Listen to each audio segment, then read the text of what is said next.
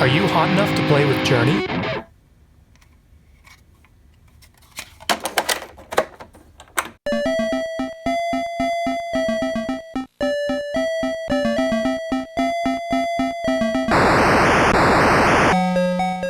So this is Journey Escape. This is a 1982 game for the Atari 2600.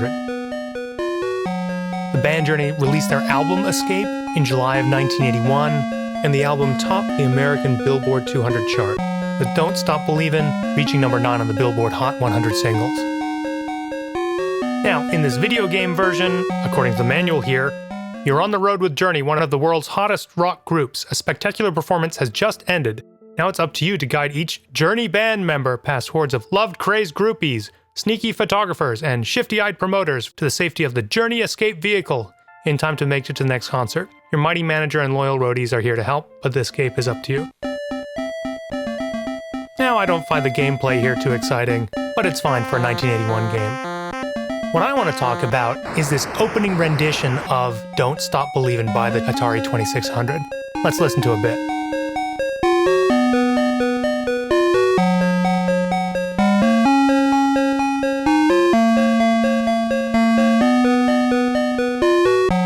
So let me start by saying, for the Atari 2600, I think this is pretty darn good, but you'll probably notice that a lot of these notes are a little bit out of tune, and it gives us an opportunity to talk about how these old video game systems, including the NES and Game Boy, created pitches.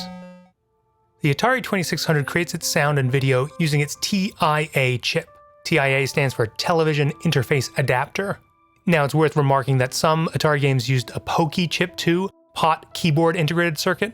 But we'll save a conversation about that for another day. Now, our perception of pitch is based on frequencies. The higher frequency something is, the higher we perceive its pitch to be, usually. And with my modern computer, I can glissando through a whole range of different frequencies.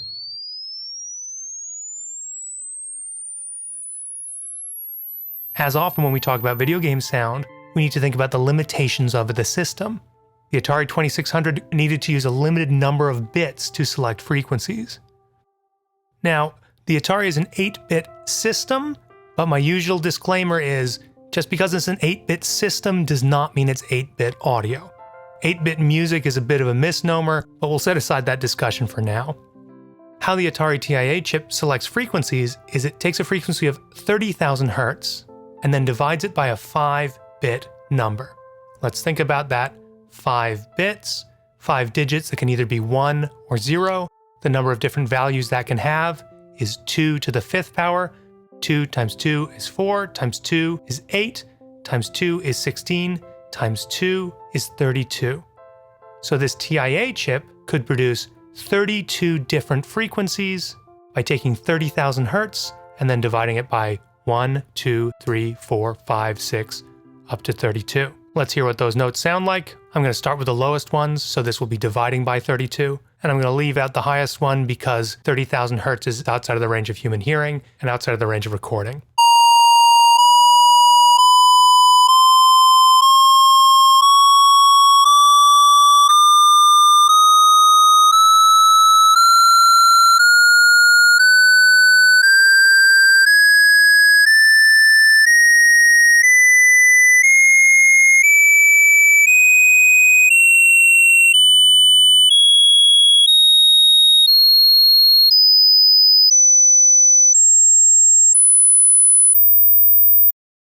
You'll hear that's not exactly a chromatic scale, that's not exactly Western tuning. But we've got one pretty good octave in there. But if we listen to the Atari version of Don't Stop Believin',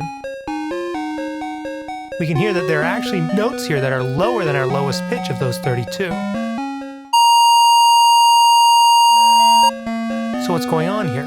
Well, to complicate matters, there's another 4-digit number where we can further divide our sound. This 4-digit number actually does other things too, but it gives the opportunity to divide those frequencies further by 2, 6, 15, 31, or 93. Okay, so how do you find your notes? Well, I don't know how they did it specifically for this game, but the answer to that question is not very easily. I think the programmer who did this at Data Age should be applauded. Again, it's not perfect, but given these limitations, this is a pretty impressive rendition of the Journey track. As I mentioned, both the NES and Game Boy make pitches in a similar way, dividing a frequency by a set of numbers, albeit far greater than a 5-digit number. Anyway, this game is an interesting musical and cultural relic, and if you're interested in more, go check out a Let's Play.